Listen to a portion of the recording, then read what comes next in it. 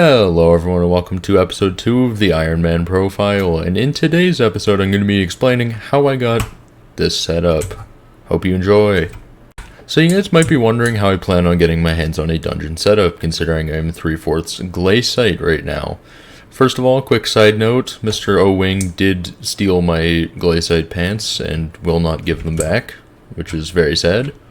But other than that, the way we got dungeon gear is using the tank's ability, the seismic wave ability. Because seismic wave scales with your tank level, not what gear you're wearing. So in dungeons, it still does an absurd amount of damage, as you'll see in the next clip.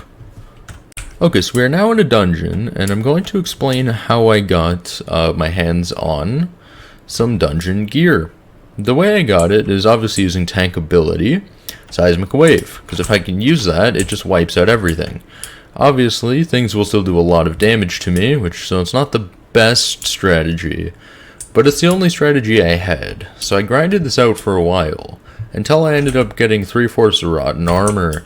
Rotten armor is really good, just because, well, it's an easy set to get, it didn't take too long, and plus, all dungeon gear already comes pre-enchanted with growth 5, prot 5, and thorns 3.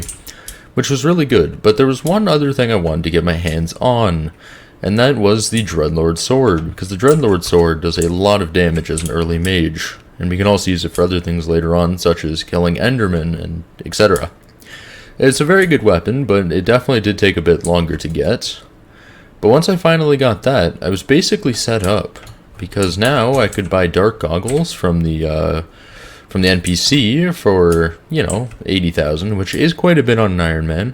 But me and O-Wing did grind some of the spider relics, so it didn't really become an issue. We had enough money for it, ended up getting it, and along my way of grinding the Dreadlord Sword and the rotten armor, I also ended up dropping a machine gun bow.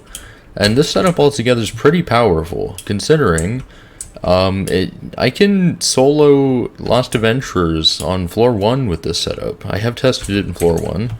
I can solo Lost Adventurers even though my stuff is not starred well. The main reason for that is the Thunderstorm ability. Thunderstorm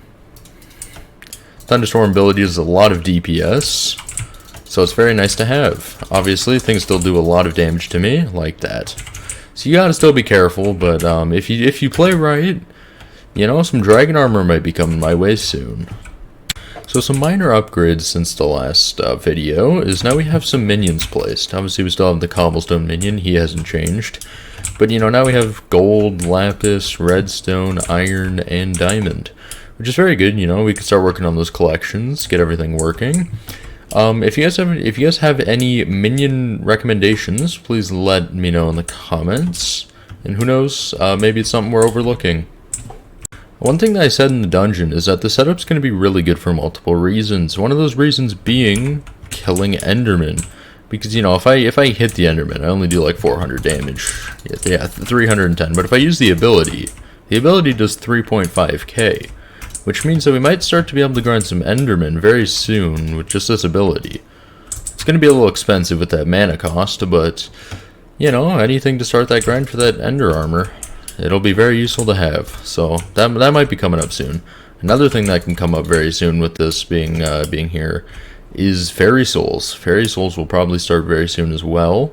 Be able to finish those, and then that'll be a huge chunk of progression, a lot of extra damage, and then we'll be set. Alright, well I think that's going to do it for today's episode. I hope you guys enjoyed, and well, I'll see you guys in the next one. Bye!